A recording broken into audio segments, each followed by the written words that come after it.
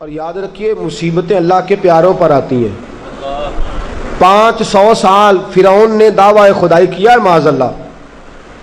300 سال فرعون کا حال یہ تھا کہ ننگے پاؤں کانٹوں پہ چلتا تھا اور اس کے پیر میں کانٹا بھی نہیں چبھتا تھا۔ فرشتے کہتے ہیں یا اللہ یہ کیا ہے؟ وہ تو اور ڈٹ جائے گا کہ میں خدا ہوں۔ فرمایا مہلت دے رہا ہوں۔ جو بیمار ہوتے ہیں وہ اللہ کے فرما بردار ہوتے ہیں، ان کو تو ساتھ ساتھ تھوڑی تھوڑی تکلیف دے کے اللہ معاف کرتا رہتا ہے، ورنہ ڈھیل دیتا۔ ایک صحابی ہیں،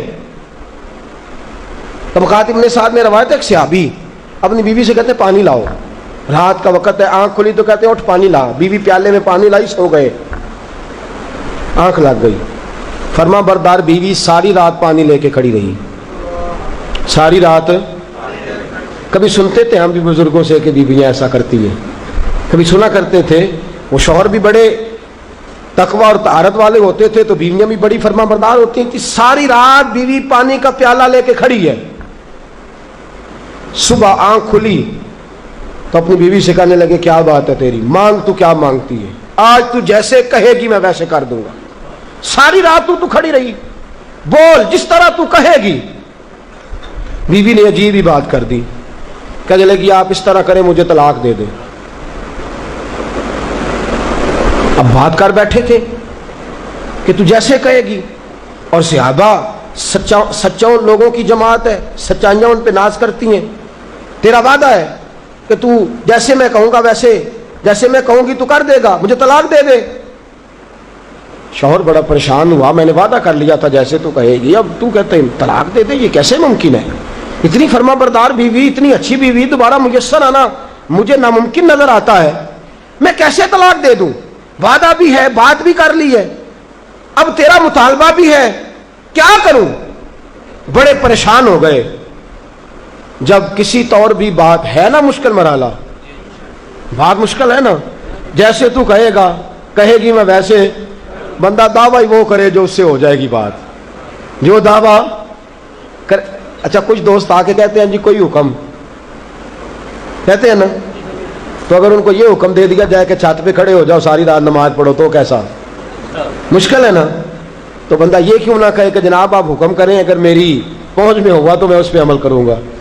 اور پھر اگر حکم سنایا جائے نا، میں تو کبھی کبھی جو دوست قسم کے میرے تعلق والے لوگ ہیں وہ کہتے ہیں نا کوئی حکم، تو میں کہتا ہوں پہلے پکی بات کرو، پورا کرو گے نا؟ ایسے نہیں حکم کرا لینا چاہیے، پہلے پکی بات کرو، کر لو گے جناب کوئی حکم کسی قسم کا؟ حالانکہ ایسا ہو سکتا، یہاں تو بندہ اچھا صحابی کہہ بیٹھے جیسے تو کہے گی کر لگی طلاق دے دے۔ بڑے پریشان ہوئے، کہنے لگے ایک موقع دیتی ہے، صبح چلیں گے حضور کی بارگاہ میں اور ہم دونوں اپنا مسئلہ پیش کریں گے، پھر جیسے اللہ کے نبی فرمائیں گے ویسے کر لیں گے۔ چلو ٹھیک ہے، اس پہ بات ختم ہوئی، سو گئے۔ صبح اٹھے، گھر ذرا دور تھا، دونوں میاں بیوی آ رہے ہیں مسجد نبوی کی طرف۔ رستے میں بیوی شوہر کو ٹھوکر لگی اور اتنا سخت گرے، ایک زخم پیر پہ، ایک ہاتھ پہ، ایک سر پہ، خون بہنے لگا۔ بیوی کہنے لگی اٹھیے اور گھر چلیے، مجھے طلاق نہیں چاہیے۔ اٹھے، گھر چلیں، میں آپ کی مرہم پٹی کرتی ہوں، گھر چلتے ہیں، مجھے نہیں طلاق چاہیے۔ کہنے لگے بھائی تیری عجیب منطق ہے، ساری رات میں سو نہیں سکا، پریشان رہا، صبح سے بھی آج پریشان رہا، میرا اتنا وقت بے چینی، پہلے طلاق چاہیے اب نہیں چاہیے، ماجرا کیا ہے؟ کہنے لگی اصل بات یہ ہے کہ میں نے اپنے رسول پاک صلی اللہ علیہ وسلم کی حدیث سنی، حضور نے فرمایا جس سے اللہ پیار کرتا ہے اسے مشکل میں ڈال دیتا ہے، اس پر کچھ مصیبتیں آ جاتی ہیں جس سے اللہ محبت کرتا ہے۔